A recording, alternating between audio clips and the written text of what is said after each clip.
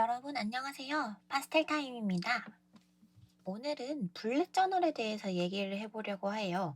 혹시 블렛 저널이라고 아시나요?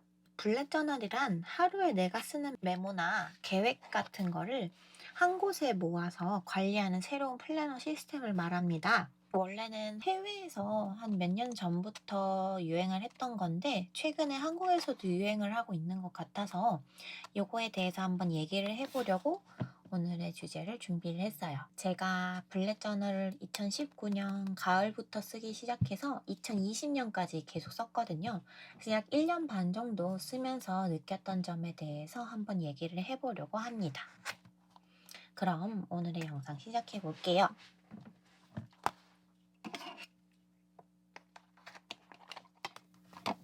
먼저 블렛 저널이 어떤 것인지에 대해서 설명을 드려야 될 것 같아요. 혹시나 모르시는 분들을 위해서.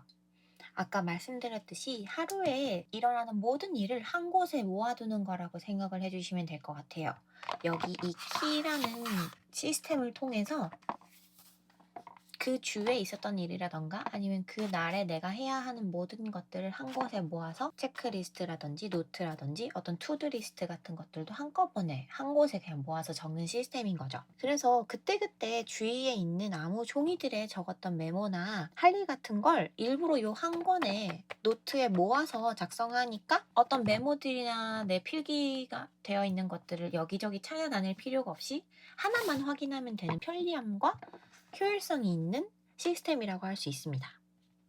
그리고 할 일 같은 것도 여기 이 키에 따라서 일정한 규칙을 가지고 적기 때문에 어떤 복잡한 포맷의 내지가 필요한 게 아니라 그냥 내가 원하는 대로 마음대로 필요한 내지를 만들면 되기 때문에 어떻게 보면 그냥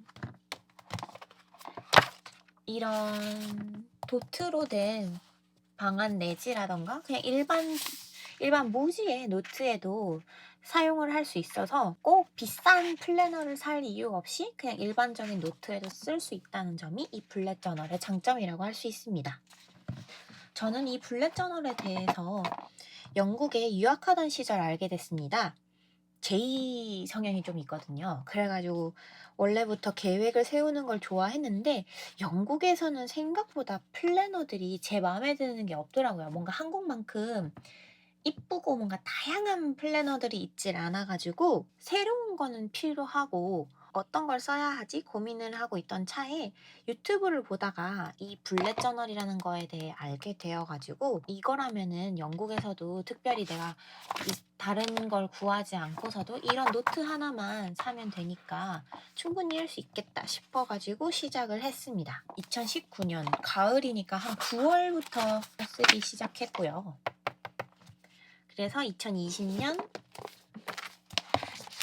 12월까지 사용을 했습니다. 네, 지금 잠깐 보인 거에서도 알 수 있듯이 제가 이 블렛 저널을 사실 이걸 미니멀리즘하게 아주 간단하게 하시는 분들도 많아요. 이렇게 하는 게 아니라. 근데 저는 뭔가 그 당시에 손으로 이렇게 막 꾸미고 하는 걸 좋아해가지고 이런 식으로 좀 화려하게 하는 거를 해버렸어요. 그래서 확실히 시스템 자체는 효율적이어서 내가 그 주에 뭘 해야 되는지 아니면 그 날에 내가 뭘 해야 되는지를 적기는 편하더라고요.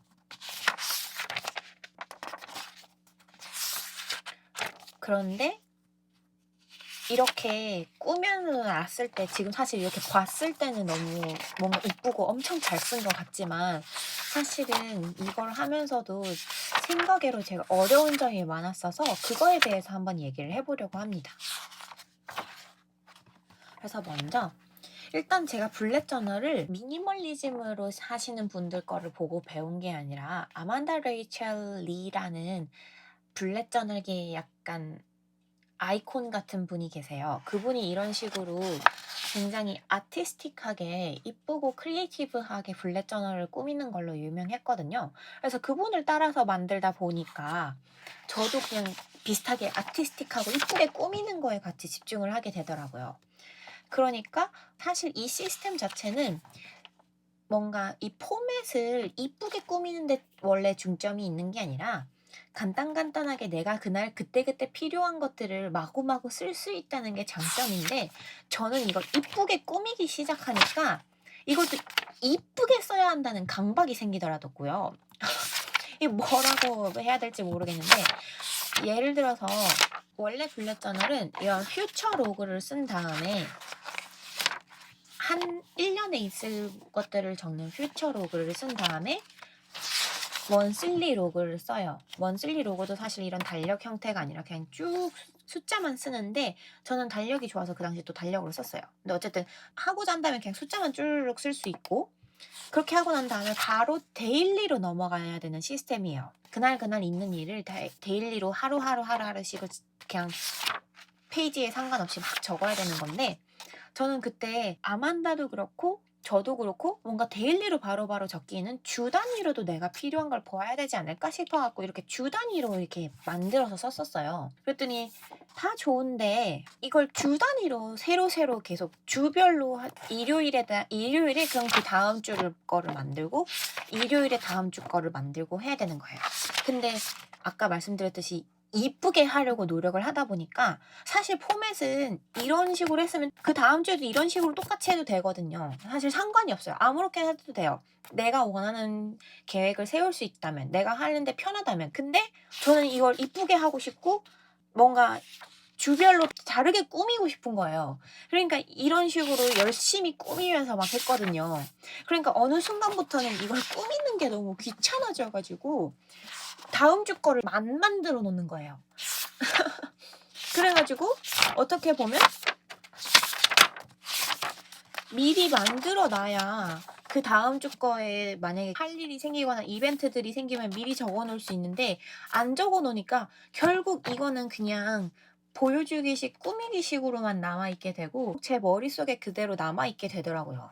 그러니까 원래 블랙 저널의 장점이라고 하면 내 머릿속에 있는 모든 것들을 그냥 여기에다가 다 집어넣어서 내가 굳이 생각을 깊게 하지 않아도 할 일이라든가 이런 목록을 보고 '아 이걸 내가 지금 하면 되는구나.' 하고 할 수 있도록 해 주는 건데, 이거를 이 일주일 단위로 너무 이쁘게 꾸미려고 집착을 하다 보니까 정작 그 계획을 세우는 본연의 목적에는 맞지 않게 꾸미는 데에만 집중을 하게 되더라고요.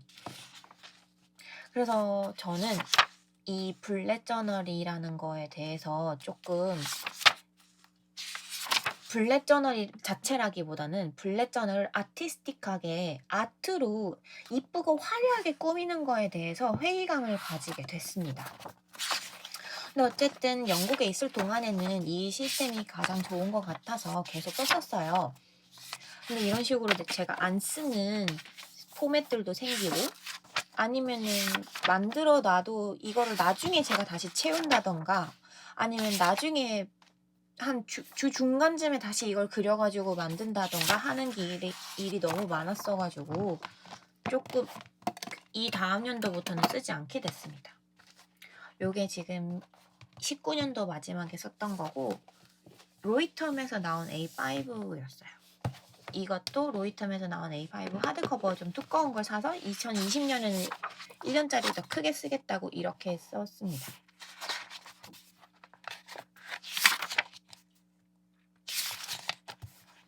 20년에는 더 심해요. 더 1년치를 지금 다 써놨으니까 아주 이쁘게 해보겠다고 또 엄청 애를 썼어요. 근데 이거 보세요. 지금 안 쓴 포맷들도 많고, 이것도 안 썼고, 이것도 지금 하나도 안 썼고. 근데 뭔가 이렇게 꾸며놨을 때, 나중에 봤을 때, 지금 저 사실 지금 나중에 다시 보면서 좀 놀란 게 있어요. 왜냐면은 내가 이렇게까지 열심히 뭔가를 썼다고 하는 느낌으로 놀란 건 있어요. 근데 사실 이걸 한참 쓸 당시에는 이걸 이렇게 꼬박꼬박 꾸준히 쓰질 못했어요. 나중에 한꺼번에 몰아서 막 쓰던가, 아니면은 이쁘게 꾸미겠다고 그냥 쓰기만 했죠. 이렇게 지금 다 된 걸 봤을 때는 뭔가 되게 열심히 쓴 거 아니야 싶은 생각이 드실 수 있겠지만, 여기 중간에 없는 날들 있잖아요. 이런 날들은 결국 제가 안 쓰고 있다가 이날쯤에 이걸 이렇게 만들어가고 이렇게 다 채워 넣은 거예요. 그냥 나중에 그날 채워 넣은 게 아니라. 그래서 사실 이렇게 아티스틱하게 이쁘게 꾸미는 게 보기에는 좋아도 이 블랙 저널 본연의 뭐라 그래야 되지? 취지? 본연의 취지에는 맞지 않을 수 있다라는 거를 말씀을 드리고 싶어서 제가 했던 경험을 얘기를 드리는 겁니다. 그냥 한번 제가 1년 동안 썼던 거를 돌아보면서 어떻게 했는지를 조금 더 간단히 그럼 얘기를 해드릴게요. 그리고 그것도 있네요. 이거를 쓰면서 또 어떤 게 힘들었냐면 첫 주와 둘째 주를 같은 포맷으로 해도 되는데 괜히 같은 포맷으로 하기 싫어가지고 계속 새로운 주의 포맷을 생각을 하려고 하니까 이것도 나중에 머리가 아파지는 거예요.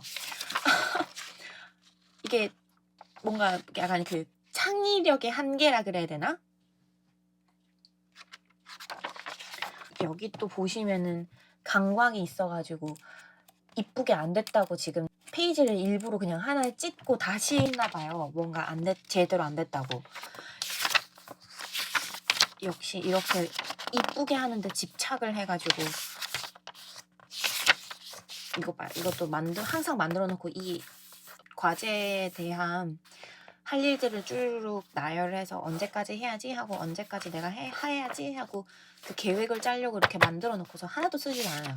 이건 항상 만드는데 하나도 쓰지 않았어요. 허허허. 이런 식으로 여기 2주하고 첫 주, 둘째 주, 셋째 주, 넷째 주 이런 식으로 마지막 주 이런 식으로 다 다르게 만드는 게 엄청 스트레스였어요. 그리고 또 8월에는 또 약간 광복절이 있다고 그 당시 영국에 있을 때 한국이 그립다고 일부러 막 한글로만 모든 걸 다 써보고 막 이런 식으로 이봐요. 이거 또 과제에 대한 건 하나도 하지 않았고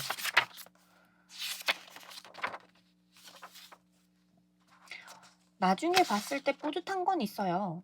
저도 지금 다시 보면서 어머나 진짜 이렇게 많이 썼다고 이렇게 하는 느낌이 있는데 이걸 막상 쓰는 당시에는 다음 주 거 빨리 만들어야 되는데 이번 주 거 빨리 만들어야 되는데 이러면서 막 되게 스트레스를 많이 받았던 기억이 있어서 여러분들이 만약에 블랙 저널을 하신다면 이렇게 너무 이쁘게 하려는데 집착하지 마시고 그냥 그 시스템 자체에 집중을 해서 간단하게 그냥 진짜 글만 써도 상관이 없으니까 그렇게 하시는 거를 추천을 드리고 싶어서 제 경험을 가지고 나왔습니다. 여기는 또 한 달의 후기 같은 거를 그날 하루 일기를 써보려고 했는데 하나도 첫째 날 쓰고 일곱째 날 쓰고 그 다음부터 하나도 안 쓴 거 봐요. 뭔가 다 쓰여 있는 것 같지만 실제로는 나중에 채워놓은 것들이 많다는 거. 이런 거는 진짜로 그날 할 일 바로 적어서 한 거고 그 다음 것들은 특별히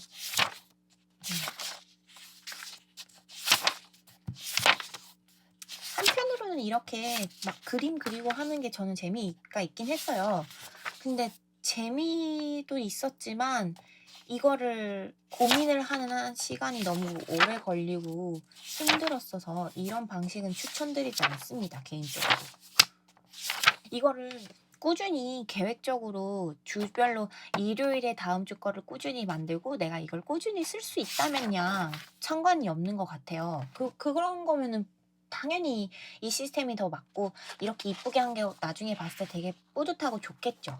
근데 저 같은 경우는 사실은 게으름이 굉장히 많은 사람이어가지고 이런 식으로 이쁘게 꾸미니까 나중에 가서는 게을러지는 게 너무 커서 힘들더라고요. 이렇게 21년 전까지 다 썼던 블랙 저널 쭉 한번 훑어보면서 말씀을 드렸습니다.